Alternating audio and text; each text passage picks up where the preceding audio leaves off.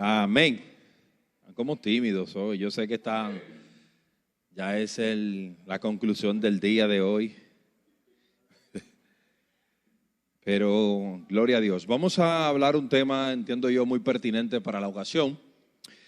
Pero antes quisiera tomar un texto de la palabra de Dios, Efesios capítulo 2. Efesios capítulo 2, verso 1 en adelante.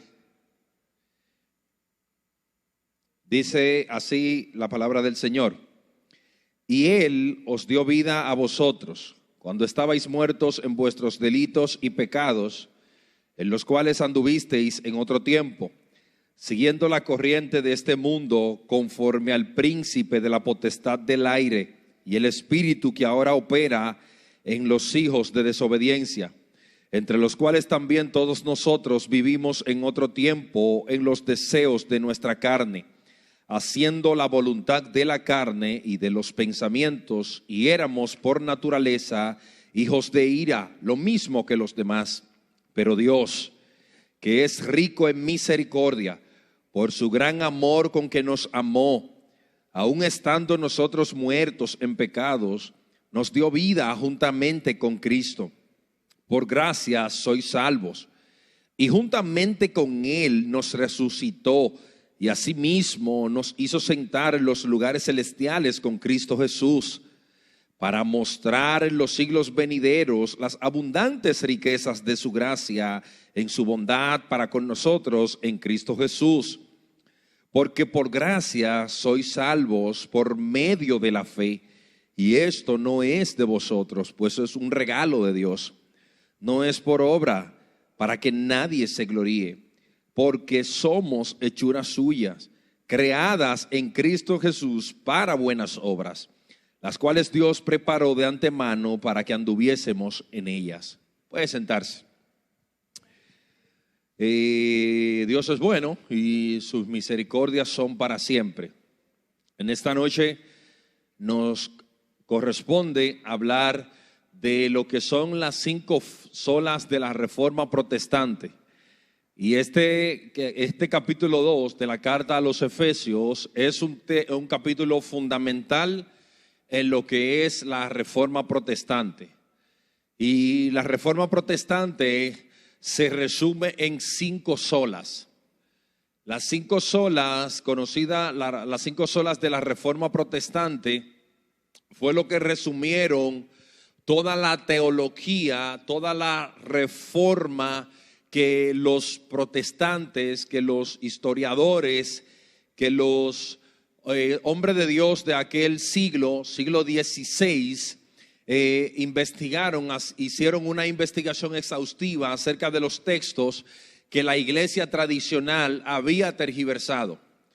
Los textos y los puntos fundamentales en lo que la iglesia había dado la espalda a la palabra de Dios y había puesto la tradición por encima de los principios bíblicos. Y esa es una de las razones por la que tiene que darse una reforma. Ya nosotros vimos eso hace aproximadamente 2 semanas, pero lo hemos visto en reiteradas ocasiones. Y quizás para usted ya le resultan conocidos muchos puntos que vamos a tratar, porque se han hablado en diferentes maneras de la Reforma Protestante. Y espero que no le resulte quizás cansón, porque es importante conocer la historia, porque cuando conocemos la historia sabemos en qué punto de ella nos encontramos. Y es importante que, independientemente de lo que vamos a hablar, es una conferencia histórica de lo que es la Reforma Protestante. Por eso no es menos importante, porque tiene mucho contenido de las Escrituras. De hecho, es una reforma bíblica que los reformadores, los hombres de Dios que Dios levantó en aquellos días para que la iglesia volviera a sus raíces de la iglesia primitiva, los principios que se habían descuidado por hombres y mujeres que dejaron de lado la palabra de Dios y montaron la tradición, montaron las dogmas de hombres por encima e inclusive lo pusieron al mismo nivel de autoridad que la palabra de Dios. Entonces, cuando lo que comenzó como una simple protesta por Martín Lutero, cuando clava sus 95 tesis en la puerta del castillo de Wittenberg en Alemania en el año de 1517, que es cuando surge la Reforma, Lutero clava allí sus 95 tesis. La tesis, para los que ya han terminado carrera, saben que ya es una investigación exhaustiva acerca de la carrera que estudiaron. Tú vas a sacar las tesis de los puntos elementales que fundamentan esa carrera en la cual tú has hecho. Entonces, cuando hablamos de 95 tesis, fue lo que Lutero entendió junto a otros reformadores para sacar los puntos esenciales de la Biblia y traerlo a la iglesia, porque la iglesia lo había descuidado en aquellos días. Entonces, la puerta en el castillo de Wittenberg era como, decíamos en días pasados, que era como el Facebook o el Twitter o el Instagram, donde hoy nosotros podemos colgar pensamientos, expresiones, quejas, lo que usted entienda que puede colgar en una de esas plataformas. Pues Wittenberg, la puerta del castillo, era eso. No era una rebeldía, porque estaba permitido que todo el que tenía una queja en aquellos días podía clavar sus argumentos, sus puntos de vista en ese lugar. Y Lutero tomó ese punto de partida para clavar sus 95 tesis, reclamando los principios que la iglesia tradicional de aquellos días había abandonado.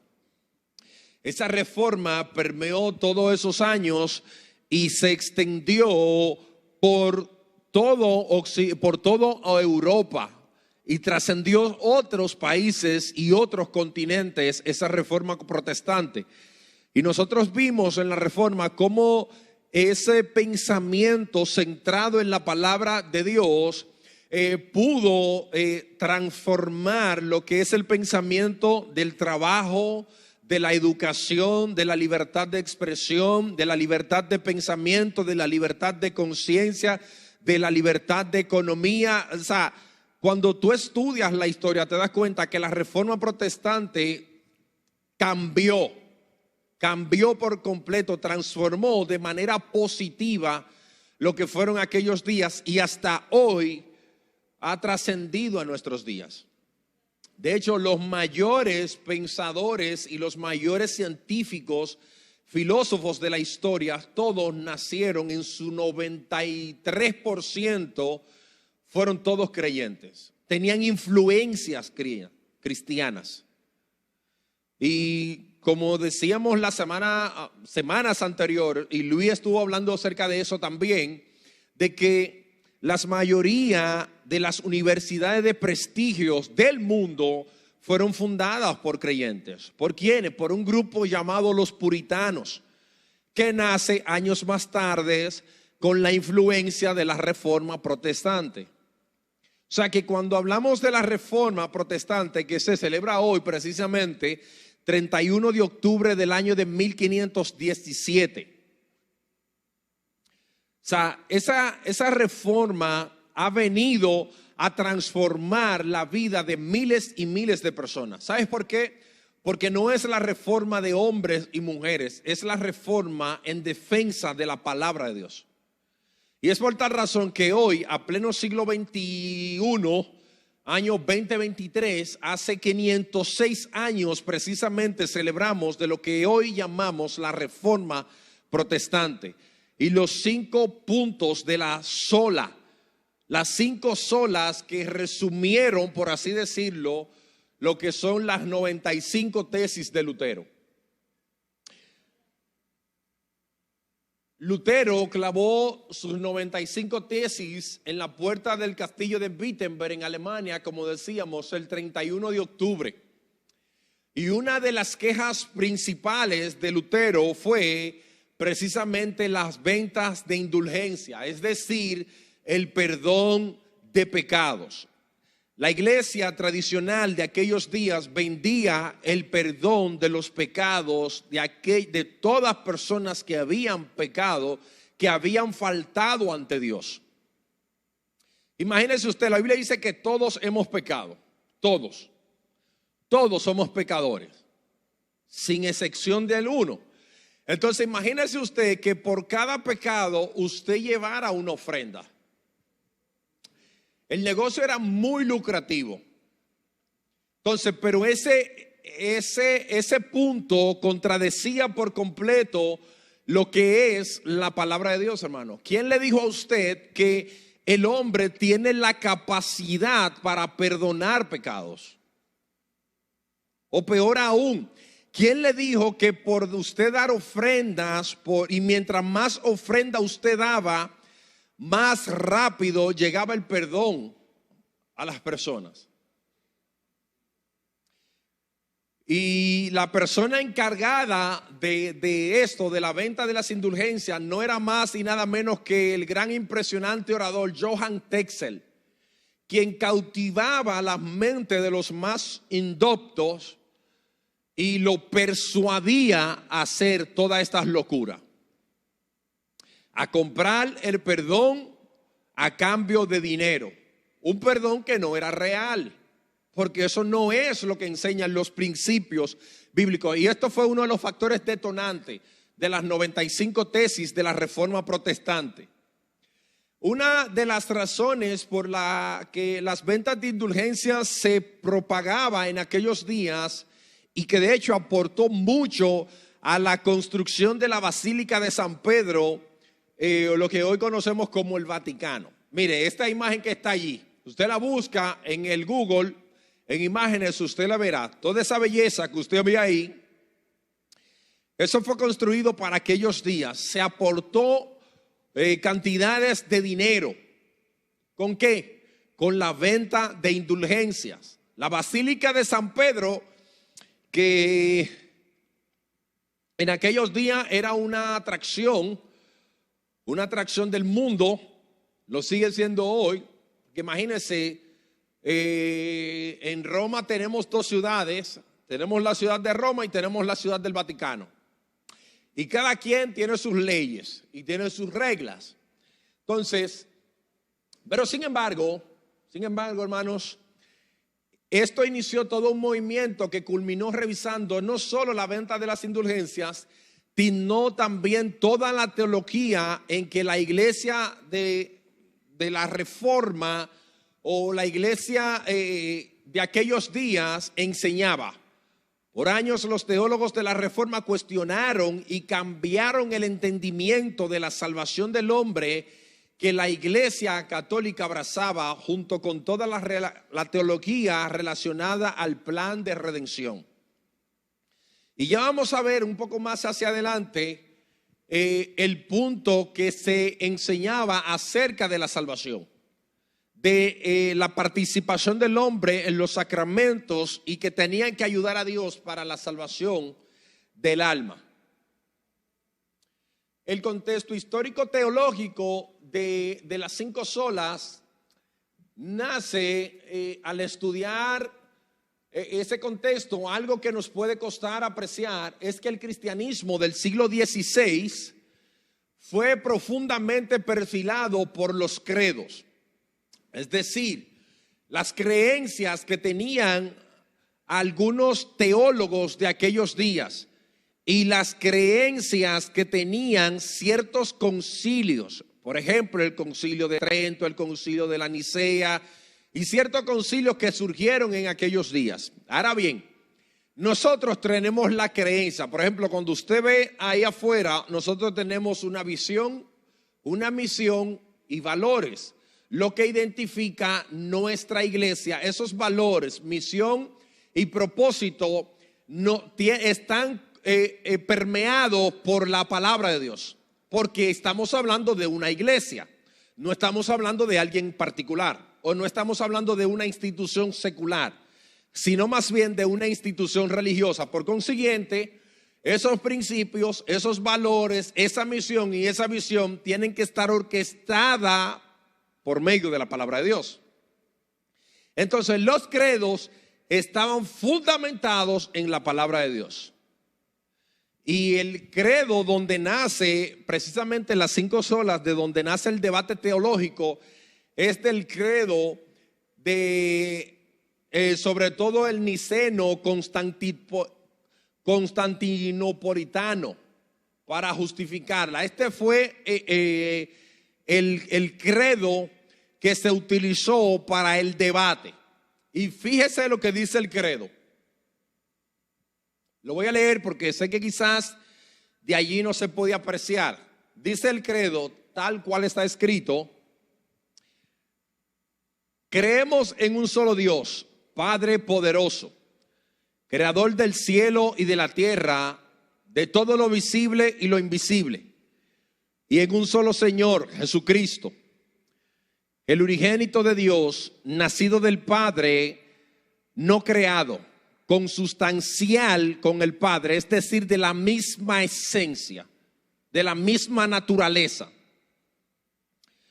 por quien todo fue hecho, porque nosotros los hombres y por nuestra salvación bajó del cielo y se encarnó por obra del Espíritu Santo y de María la Virgen y se hizo hombre.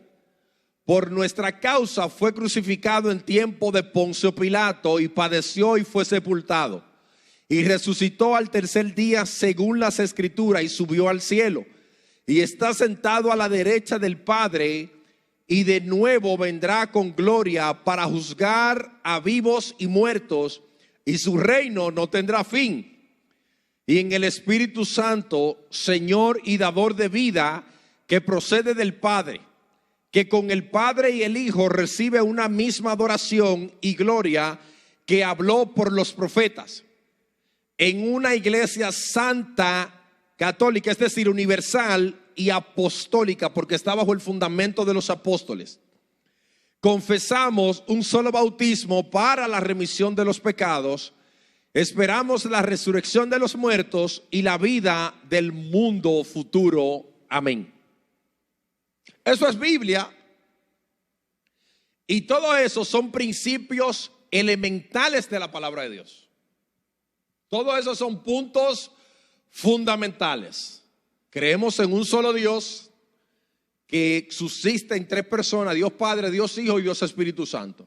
Creemos en un bautismo, creemos en la resurrección, todo, que el nacimiento virginal de Cristo, o sea, que tiene la misma esencia con el Padre, que es el mismo Dios, nacido de mujer, por obra y gracia del Espíritu Santo de Dios. Todo eso está bien y todo eso es fundamentado en la palabra de Dios. Ahora, precisamente de esto fue que se desviaron. De este credo niceno constantinopolitano fue que se desvió la iglesia tradicional de aquellos días. De esos principios elementales. Y eso es lo que los reformadores quieren que la iglesia vuelva a retomar.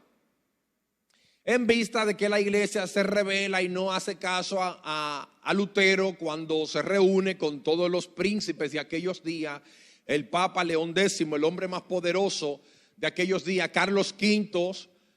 Hermano, Lutero compadeció ante las dietas de Worms. Las dietas eran las reuniones en las que se dirimían o las que se debatían los asuntos del pueblo, los asuntos religiosos. Y allí Lutero estaba frente a todos esos hombres de renombre, que le podían arrancar la cabeza. Pero el hombre tuvo el valor, el coraje, como dice el apóstol Pedro en Hechos capítulo 3, creo que es un primer discurso, que dice que el Espíritu Santo de Dios lo llenó de coraje para hablar la palabra de Dios en medio del concilio, en el primer discurso del apóstol Pedro. Eso está en el libro de los Hechos. Entonces, hermanos, se necesita coraje, se necesita valor para defender la verdad, aun cuando esta no parece tan agradable. Aun cuando esta no es defendida por muchas personas que deberían defenderla. Pero qué bueno que Dios siempre tiene un remanente. Dios siempre tiene un remanente escogido por gracias para anunciar su palabra. Y en aquellos días no fue la excepción. fue gracias a ese levantamiento que Dios hizo de hombres y mujeres llenos de valor y de coraje, que hoy en día nosotros tenemos la libertad de culto, la libertad de expresión, la libertad de pensamiento, la libertad de expresión, la dignidad del trabajo, la igualdad de entre el hombre y la mujer, que son iguales ante Dios en dignidad, en valor. O sea, que todo eso, hermano, no nace ahora. Eso viene de allá, de ese tiempo, de la Reforma Protestante. Todo eso, cuando usted estudia los beneficios que dejó la Reforma Protestante, usted se dará cuenta, hermano, de todos los beneficios que la Reforma Protestante dejó a nuestros días. Entonces, hay unas preguntas a las cuales yo quisiera llamar la atención, y es sobre la frase de Jesucristo y del Espíritu Santo, los artículos. Las frases sobre Jesucristo son que por nosotros los hombres y por nuestra salvación bajó del cielo, por nuestra causa fue crucificado. Y la del Espíritu Santo es dador de vida. La pregunta clave que tenemos que hacernos es la siguiente: ¿qué implicaciones tienen estas frases?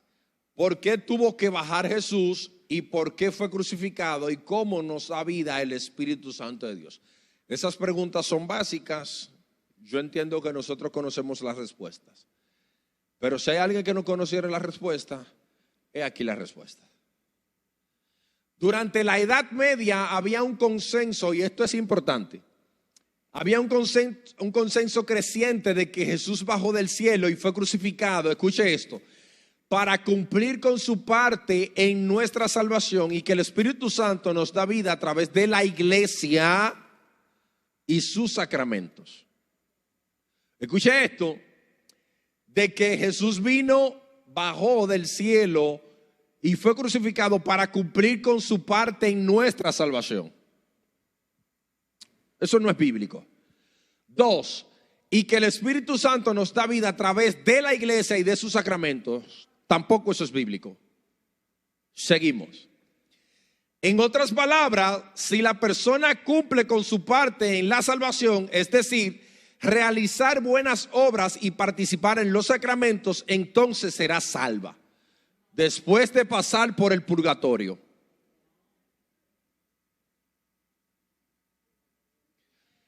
Eso es totalmente contrario al credo que nosotros acabamos de leer, ¿verdad? Unos segundos atrás. Por eso es que viene el punto. Por eso es que viene el debate teológico.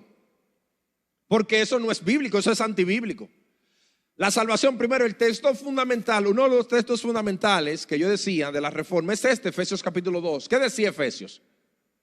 Por gracia soy salvo.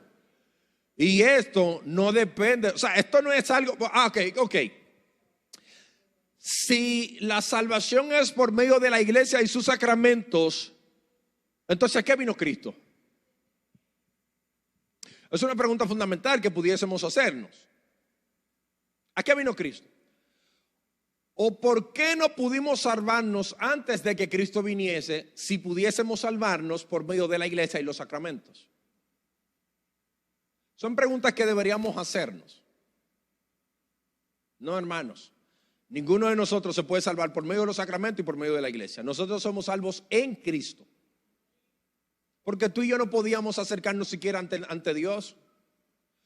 Usted se recuerda la historia del pueblo de Israel, ¿verdad? Cuando Moisés va a subir al Sinaí. ¿Alguien recuerda esa panorámica? Ese es un reflejo de lo que es el evangelio, hermano. O sea, Moisés es la tipología de Cristo en aquel lugar, la tipología de que es el único que tiene el acceso a Dios. El pueblo dice, no, espérate, ve a hablar tú con él para que nosotros no sea que vayamos y muramos. Tenían miedo cuando escucharon la voz de Dios por medio de los relámpagos, del estruendo, hermano, de aquel episodio del Éxodo. ¿Quién fue que tuvo que subir a hablar cara a cara con Dios? Fue Moisés. Porque el pueblo no tenía el acceso. De hecho, el pueblo, para acercarse a Dios, recuerde que tenía que hacer por medio de ¿quién? De los sacerdotes. Era el sacerdote que tenía que interceder por el pueblo. Pero una vez vino el mayor sacerdote, ya todos tenemos acceso delante del trono de la gracia de Dios. De manera que, hermano, esto es antibíblico. Esto no es bíblico. Es por medio de Cristo y únicamente por Cristo y únicamente por gracia. Y si es por gracia, no es por obra. Aunque los salvos obran. Porque las obras son la evidencia de tu fe, que es lo que Santiago habla. Entonces tú me dices que tú eres creyente, que tú eres salvo, tiene que dar frutos de salvo, no frutos de cabra. O sea, van de la mano, hermanos. O sea, no es de que esto sí y esto no. No, es que van de la mano. Si eres salvo tienes que obrar. Eres nacido de nuevo. Un nacido de nuevo va a buscar las cosas del Espíritu. Y el que es nacido de la carne va a buscar las cosas de la carne. Es decir, la persona nacida naturalmente se inclina por las cosas naturales. El hombre nacido de Dios se inclina en las cosas de Dios. Sin embargo, a principios del siglo XVI había una creciente voz de detractores que interpretaban estas frases del credo de otra manera. Específicamente, había gente que entendía que la Biblia ponía el énfasis de la salvación en Cristo y su gracia, y que lo único que pedía de nosotros era la fe, correctamente entendida como arrepentimiento, fe y una nueva vida. Así que cuando recitaban el credo niceno-constantinopolitano, entendían que Jesús bajó del cielo porque éramos incapaces de subir nosotros, que fue crucificado para pagar la deuda en nuestro pecado por completo y que el Espíritu Santo nos da vida por la fe. Eso es bíblico. Nosotros no éramos capaces de subir. De hecho, nadie puede ir al Padre si no por medio de Cristo. Juan 14:6. Yo soy el camino, yo soy la verdad y yo soy la vida. Y nadie viene, fíjense que no dice el texto, y en todas las traducciones dice viene, no va. Porque no es que él va, es que el camino de ir es Jesús y él es quien está hablando. Nadie viene, o sea, es como un juego de palabras allí. O sea, yo soy el camino, yo soy la verdad, yo soy la vida, y nadie viene. Pero eso es otro punto. Porque el Padre tiene que traerle al Hijo. Y ese es el ciclo que pasa. El Padre lo trae al Hijo y el Hijo lo lleva al Padre nuevamente. De lo que me dice, te lo vuelvo a dar en tus manos. Juan capítulo 17. Lo invito a que en su casa lea esa historia. Cuando estos reformadores empezaron a debatir con los maestros de la iglesia e insistir que la iglesia se había desviado de la enseñanza bíblica y de la verdadera tradición universal de la iglesia, se dieron cuenta que sus oponentes recurrían a la enseñanza oficial de la iglesia, sobre todo desde el siglo XI en adelante, mientras que ellos mismos recurrían a la Biblia. Por último, como entendían que Dios era creador, redentor y dador de vida, y como era el único soberano que es digno de adoración, hacía falta reformar ciertas cosas relacionadas con el culto, como el papel de la Virgen, rezar a los santos, etc. Eso es antibíblico. Porque ¿quién es que merece adoración? El único. Y cuando llegamos a Apocalipsis capítulo 4, vemos quiénes son los únicos y exclusivamente los que merecen adoración. El Cordero y el que está sentado en el trono son dignos de la gloria, la alabanza, la adoración, la exaltación, la majestad, ante el cual nosotros vamos a arrojar nuestras coronas delante de él, reconociendo precisamente eso, que él es el único digno de alabanza, de honor, de reconocimiento. Y en cada una de las páginas de las Escrituras se reitera quién es el único que merece adoración: Dios el Padre, Dios el Hijo y Dios el Espíritu Santo. Después más nadie. Esa es, hermano, la exclusividad del Evangelio. Es por eso que el Evangelio es tan exclusivo. Porque la salvación es única y exclusivamente en Cristo. De que hay un solo camino, de que hay una sola verdad y de que hay una vida eterna. Y todo ese paquete viene de la mano de Jesús. Fuera de ahí, No hay salvación, dicen los apóstoles en Hechos 4:12, porque no hay otro nombre bajo el cielo dado a los hombres por quien nosotros podamos ser salvos, sino en Jesucristo hombre. Y para poder salvarnos tiene que ser Dios y tiene que ser hombre. Eso es un misterio. Un misterio es una verdad que no estaba revelada, pero que ya ha sido revelada. Jesucristo ascendió a los cielos en un cuerpo glorificado, un cuerpo como el tuyo y como el mío, pero sin pecado. Bien. ¿Hasta ahí estamos bien, hermanos? ¿Seguro? No tienen que adorar a la Virgen.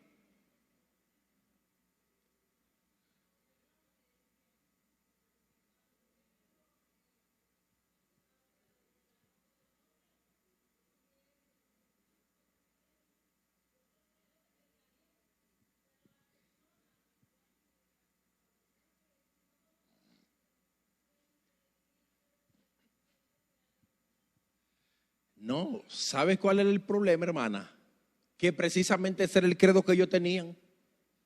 Lo que pasa es que lo tergiversaron y no querían seguir bajo ese credo. Entonces pusieron la tradición y pusieron la iglesia al mismo nivel de la Biblia. Ahí es que radicó el problema. Entonces que otras personas que no, que no solamente Dios merecía adoración, sino que también la Virgen siempre virgen. Eso es antibíblico, porque tampoco siempre fue virgen. Pero bueno, pero que también merecía adoración, cuando eso no es correcto, eso no es bíblico, porque eso no es lo que enseñan las Escrituras. En definitiva, las 5 solas nacieron del debate del siglo XVI sobre cómo nos apropiamos de los beneficios de salvación que Dios nos ofrece en Cristo. ¿Cuál es nuestra autoridad final y quién es digno de adoración? No hay ninguna duda de que las 5 solas abarcan temas fundamentales que solo se entienden dentro del contexto histórico-teológico de la interpretación del credo niceno se me enreda esa palabra, constantinopolitano del siglo XVI. En conclusión, no es que estoy terminando, es del contexto histórico teológico de donde nacen las 5 solas. En conclusión, lo que tenemos que afirmar de las 5 solas es que nacieron de los debates católicos protestantes del siglo XVI en adelante. A diferencia de los católicos que interpretaban que el credo decía que la salvación viene de Dios al creyente mediado por la iglesia, que eso no es así, y que el creyente se apropia los beneficios de salvación a través de las buenas obras, que tampoco eso es así, y de los sacramentos, y que la enseñanza oficial de la iglesia tiene el mismo nivel de autoridad que la Biblia, que eso es antibíblico, y que los protestantes interpretaban el credo a través de las 5 solas. O sea, la iglesia, la tradición, es decir, las reglas que tenía la iglesia, la tradición, las liturgias y todas las creencias que tenía la iglesia en aquellos días, su organigrama estaba al mismo nivel de la Biblia, es decir, de la palabra de Dios. Es decir, que la palabra del hombre, o mejor dicho, para descenderla, la palabra de Dios estaba al nivel de la palabra del hombre. Y lo hago intencional, que la palabra de Dios estaba al nivel del hombre porque la estoy descendiendo, que eso era lo que ellos estaban haciendo, le están descendiendo al nivel del hombre. Cuando es la palabra del hombre la que tiene que estar orquestada a lo que dice la palabra de Dios.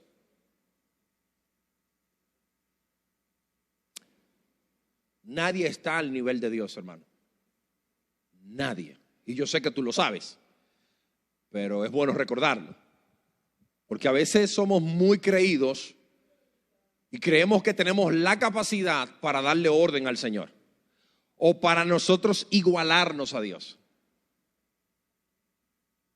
No, hermano. Nadie se puede igualar al soberano. Nadie, hermano. Entonces se desviaron por completo de los principios de la palabra de Dios. Y por eso cometieron tantas locuras. Sola escritura y no la tradición también. Solo Cristo y no la iglesia también. Solo por gracia y no por las buenas obras también. Solo por fe y no por los sacramentos y buenas obras también. Y solo a Dios la gloria, y no a María, ni a los santos, ni a ningún papa, ni a nadie, ni a ningún pastor. Solamente a Dios la gloria. Esa es la conclusión en la doxología, es decir, en la exaltación que Pablo hace en Romanos capítulo 11, cuando está hablando, capítulo 9, 10 y 11 de Romanos, cuando está hablando de la elección de Israel, de cómo Dios lo sometió a ambos pueblos en desobediencia para después tener misericordia de ambos pueblos. Y Pablo termina en una doxología, en una adoración, oh profundidad de las riquezas y de la sabiduría de Dios, cuán insondables son sus caminos e inescrutables. Porque quién entendió y Pablo se sigue por ahí, porque por él, de él y para él son todas las cosas. Por consiguiente, dice Pablo, a él sea la gloria. Solo él merece la gloria y la adoración. Cuando hablamos de la palabra de Dios en sola escritura, es la máxima autoridad en materia de fe y práctica. Por tanto, nada que contradiga la revelación de Dios puede regular la vida del creyente. Gálatas 1, 6 al 10. Oh Gálatas insensatos, ¿quién os fascinó? Ustedes corrían bien, corrían por la fe, ahora van a correr nuevamente por las obras de la ley. Tan tontos son, tan torpes son. Corrían bien. ¿Quién los desvió? El apóstol Pablo en Gálatas capítulo 1 versículo 6 al 10. Usted va a encontrar ese texto allí. Segunda de Timoteo 3, 16. Segunda de Pedro 1 versículo 3.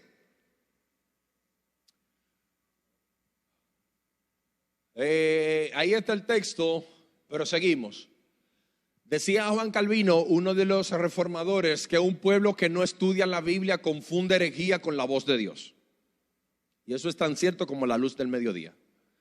Cuando no conocemos la palabra de Dios, cualquier estruendo, cualquier persona que esté hablando allí, podemos confundirlo con la voz de Dios. Por eso es importante conocer la voz de Dios, conocer la palabra de Dios. Juan capítulo 10, mis ovejas oyen mi voz y yo la conozco y le doy pasto y le doy vida y ellas me siguen. Las ovejas del Señor van a escuchar la voz de su Señor. Eso no es negociable, hermano. Eso no es de que sí, que sí tal vez, que sí puede ser. No. Cristo está diciendo categóricamente que sus ovejas oyen su voz. Oyen su voz. Y saben distinguir la voz del pastor. ¿O quién de aquí no conoce la voz de su pastor? Es una pregunta abierta, ¿me lo pueden repetir?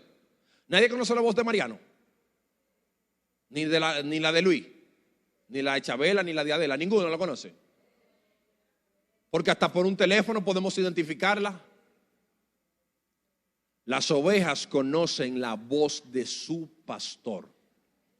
¿Cómo tú y yo vamos a conocer la voz de Dios? Por medio de la palabra de Dios, porque esa es su palabra. Entonces, es por medio de la palabra que nosotros vamos a escuchar la voz de Dios. Para ellos tenemos que estudiar la palabra de Dios, hermanos, para poder conocer la voz de Dios. 2, solus Cristo. La salvación es única y exclusivamente en Cristo, excluyendo así todo otro camino para llegar a Dios. Hechos 4:2, el texto que recitamos ahorita, que no hay otro nombre bajo el cielo dado a los hombres en quien podamos ser salvos, sino en Jesucristo hombre. Eso es exclusivo del evangelio. No hay salvación fuera de Jesús. Solo Él es el que salva. Solo Él es quien da vida. Juan 14:6. Yo soy el camino, yo soy la verdad y yo soy la vida. Y nadie en lo absoluto viene al Padre si no es por mí, dijo Jesús. Seguimos. Solo por gracia. Esa es la tercera sola gracia. La salvación es un don, es decir, es un regalo de Dios. Y como es un regalo, usted no lo merecía, fue que usted se lo regalaron. Usted no lo merecía, fue que se lo regalaron. No fue que te lo ganaste, fue que te lo regalaron. Es un don inmerecido. Ahora es merecido porque por medio de la fe en Cristo se nos otorga esa salvación. No es porque tú te acercaste, es porque Cristo se acercó a ti. Y Cristo nos lleva de la mano, como bien decía Luis en días pasados, el domingo, que es Cristo quien nos lleva de la mano ante el Padre. No es que tú ya, porque nadie puede presentarte ante el juez solo. Porque aún si tú no tienes un abogado, el Estado te facilita uno. Entonces es Él quien nos lleva de la mano y es muy distinto, como bien explicaba Luis. O sea, no es lo mismo cuando usted va, cuando estamos almorzando en casa, sentado a la mesa, y que de repente se pare alguien en la puerta y que esté tocando, y que cuando se pare el padre de la casa y abre, digo, que yo vine a cenar con usted. ¿Y quién le invitó? No, nadie le invitó. Todo el mundo le pone chivo, a ver, y más en República Dominicana como está la delincuencia.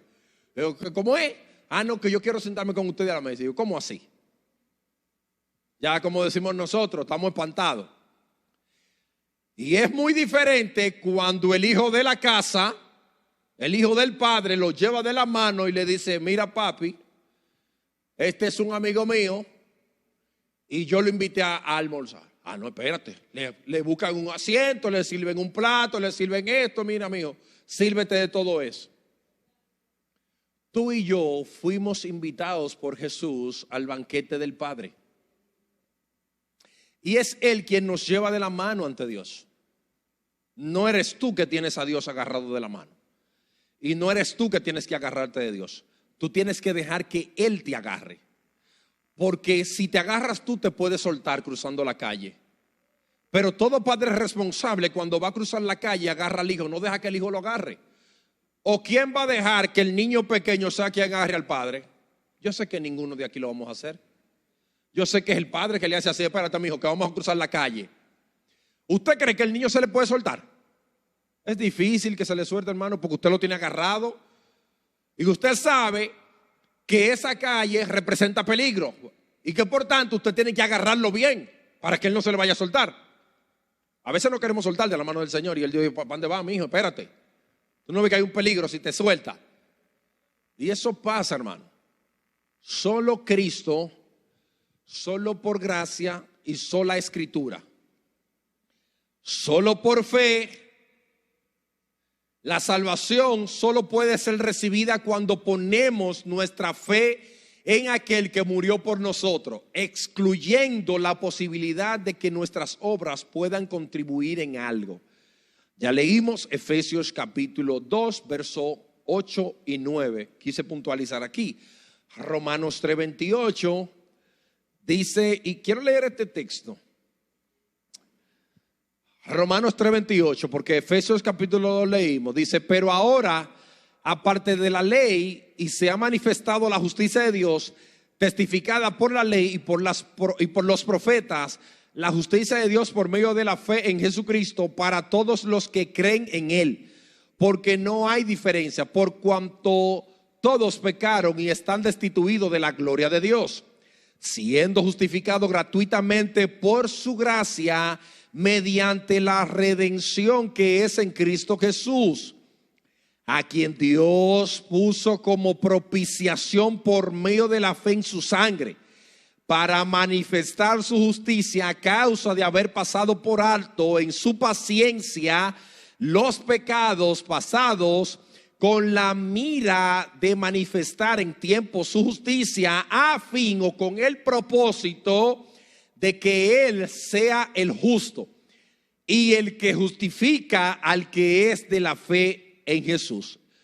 Y Pablo termina diciendo, ¿dónde pues está la jactancia?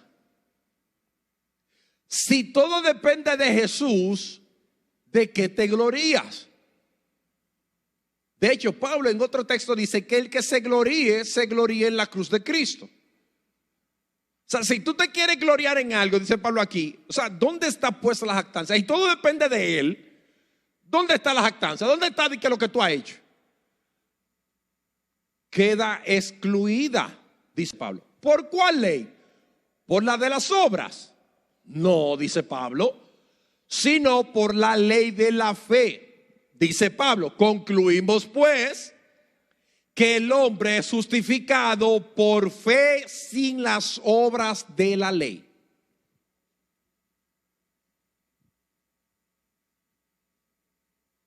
Esa es la conclusión. Somos justificados única y exclusivamente por la fe en Cristo. Una vez somos justificados en Cristo, entonces nosotros desde ahí empezamos a obrar en esas obras que Él preparó. Y por eso es que Santiago dice, tú tienes fe sin obra. Yo te voy a mostrar mi fe por mis obras y muéstrame tu fe sin obra. Y como que hay una aparente contradicción entre él y Pablo. No. Pablo le está exigiendo, Pablo le está hablando de una manera general y Santiago está hablando con una iglesia, con unos creyentes que están diciendo que son cristianos, pero sus obras, su fruto no es de una persona que ha nacido de nuevo. Es decir, que el fruto es lo que pone en evidencia tu fe. Bien, hermano. El creyente es salvo por gracia, por medio de la fe, pero ese creyente tiene que obrar, como resultado, tiene que obrar en base a ese que le llamó. ¿Para qué? Para anunciar las virtudes de aquel que nos llamó de las tinieblas a su luz admirable. Eso dice Pedro. ¿Verdad, hermano? Y la última de las olas. Soli Deo Gloria. Yo sé que todo el mundo se sabe eso, que solo Dios merece gloria. Solo Dios. El propósito de la salvación que recibimos es glorificar. Al final de la jornada, todo lo que tú y yo hacemos debe retundar para la gloria de Dios. De hecho, Pablo dice eso. Que todo lo que hagamos, sea de palabras o de hecho, hacedlo todo ¿para qué? Y Pablo está poniendo algo a veces que podemos entender nosotros como tan simple, sea de hechos o de palabras, o el que come para la gloria de Dios come, y el que no come para la gloria de Dios no come. Así que el que come no juzga al que come, y el que no come que no juzga al que come. Hasta en cosas tan sencillas y triviales como la comida. Todo lo que tú y yo hacemos es para la gloria de Dios. Y la salvación, al final de la jornada, lo que busca es darle gloria al único que merece la gloria. Porque al final, quien hizo todo para darnos salvación a ti y a mí, fue Él. Que dio lo más preciado de su corazón a su Hijo, al unigénito del Padre, lleno de gracia y de bondad. Lo entregó por amor a aquellos que Él vino a salvar, para que todo aquel que en Él cree no se pierda, mas tenga vida eterna. Pero cuando tú llegas a Juan 17 te das cuenta que el final de todo vuelve a Dios. De lo que tú me diste, yo vuelvo y te lo traigo. O sea, esa es la dinámica. El Padre lo trae a Cristo por medio del Espíritu Santo y Cristo vuelve y se lo entrega al Padre. Eso es un misterio. Pero eso es lo que enseñan las Escrituras, hermano.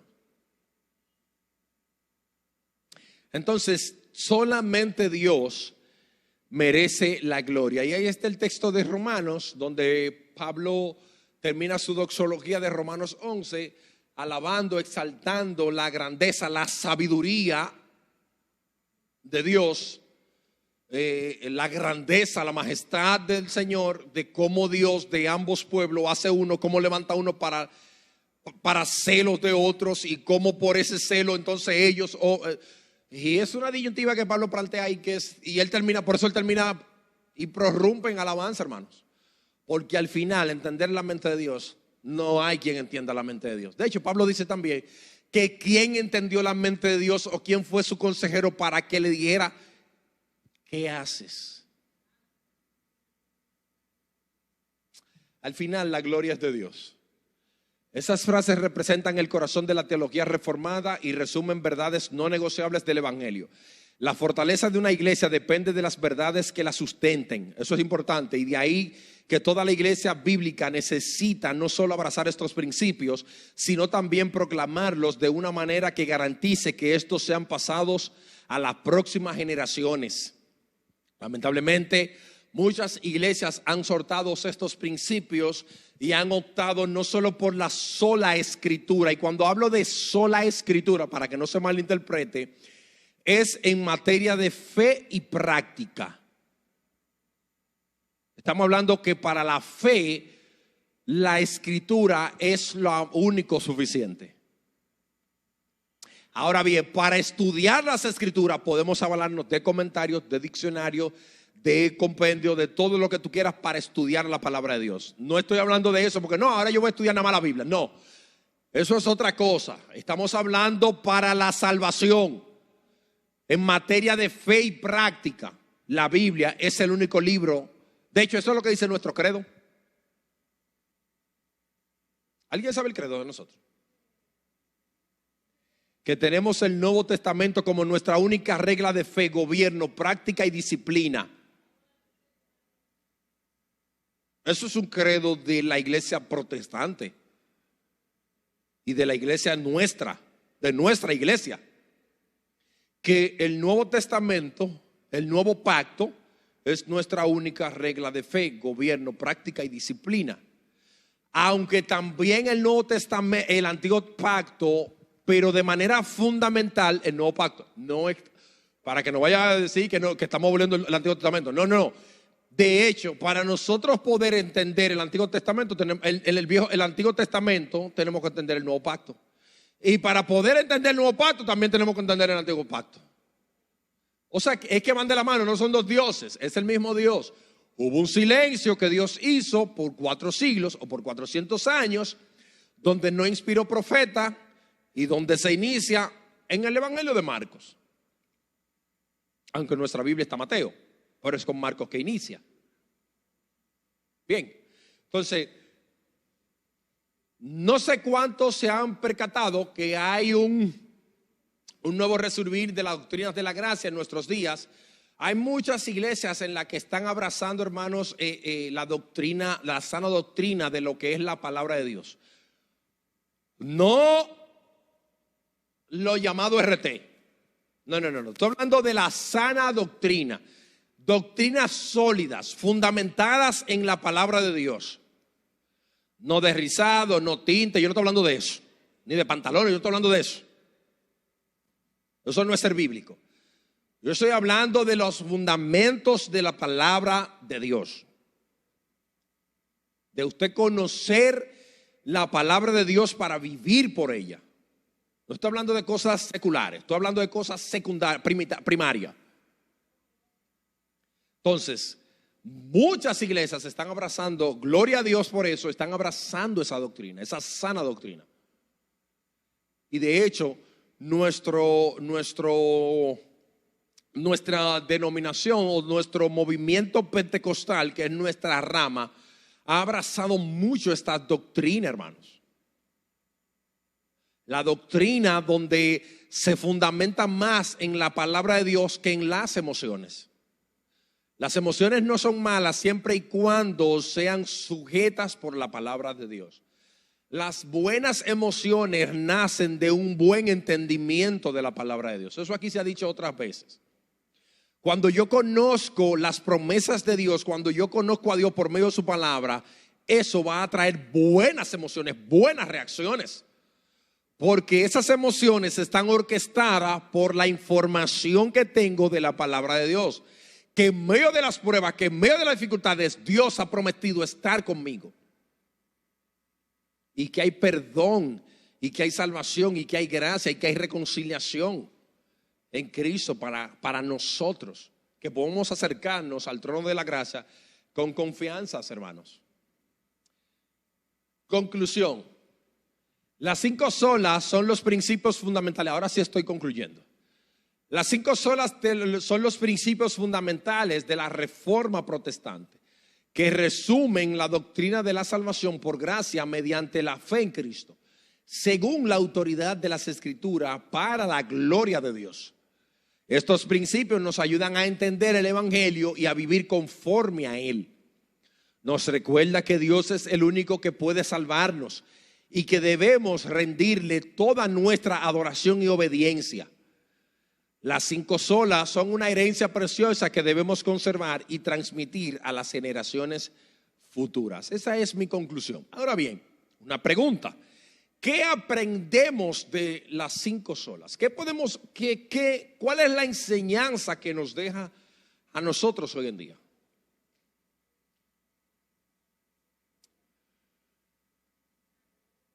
Nos deja que sola Escritura nos enseña que la Biblia es la única norma de fe y vida y que debemos someternos a su autoridad y no a la de las tradiciones o interpretaciones humanas. Esto nos impulsa a estudiar, meditar y aplicar la palabra de Dios en nuestra vida diaria. Eso podemos aprender de la sola Escritura, que es la única fuente fiable, confiable para nuestra fe, para nuestro avance, y que la interpretación que ella misma da es la única que vale. Y recuerde que la Biblia no es de interpretación privada. No es que usted interprete una cosa, no, eso conlleva estudio, poder trazar la palabra tal cual es, como Pablo le dijo a Timoteo, que traza bien la palabra de Dios. El corte lo da de manera muy vertical. Solus Cristo nos enseña que Jesucristo es el único mediador entre Dios y los hombres, Hechos 4:12, y que solo por las obras y que solo por su obra podemos acceder a la salvación. Esto nos lleva a confiar, amar y seguir a Cristo como nuestro Señor y Salvador. Si yo, siendo el Señor y Maestro, he hecho estas cosas, vosotros también deben hacerlas. Cuando Cristo estaba lavando los pies a los discípulos, fíjense que hay algo aquí interesante, porque los discípulos dicen: tú eres el Maestro y el Señor. El Maestro y el Señor. Pero entonces Cristo le cambia el fundamento. Le dice: si yo, siendo el Señor y Maestro, es muy distinto, porque maestro puede ser cualquiera, ahora el Señor no. Ahora bien, si Jesús es el Señor, obligatoriamente es el Maestro. Ahora, no necesariamente, si Jesús es tu único Maestro, no necesariamente tiene que ser el Señor. No sé si me doy a entender. Me explico. Mayormente las personas tienen a Jesús, de hecho muchos historiadores, como un buen maestro. Un maestro adelantado para su tiempo. Lo tienen algunos pensadores, que fue un maestro adelantado a su época. Pero no lo tienen como Señor. Lo tienen como maestro, pero no como Señor. O sea, ¿cuál es la regla aquí? Lo que pasa es que si Jesús no es tu Señor, tampoco puede ser tu maestro. Porque ¿cómo tú vas a tomar las enseñanzas de alguien a quien tú no sirves? O a alguien que no gobierna tu vida. ¿Qué tan impacto puede tener la palabra de esa persona cuando esa persona no es quien gobierna tu vida, tu fuerza, tus emociones y todo? Entonces, antes que el maestro, Jesús es el Señor y es el maestro. Como Señor, también nos dio ejemplo del servicio. Es decir, que si yo, dice Cristo, siendo el Señor y maestro, he lavado vuestros pies, vosotros también tienen que hacerlo. Jesús es el Señor y es el maestro. Ese es el orden que va: Señor y maestro. Porque antes que maestro es Señor. Él es el Señor de señores. Rey de reyes y Señor de señores. El título de maestro se le da aquí, pero el de Señor es en la eternidad. No sé si me debe entender. Ok, seguimos. Solus Christo, sola gracia.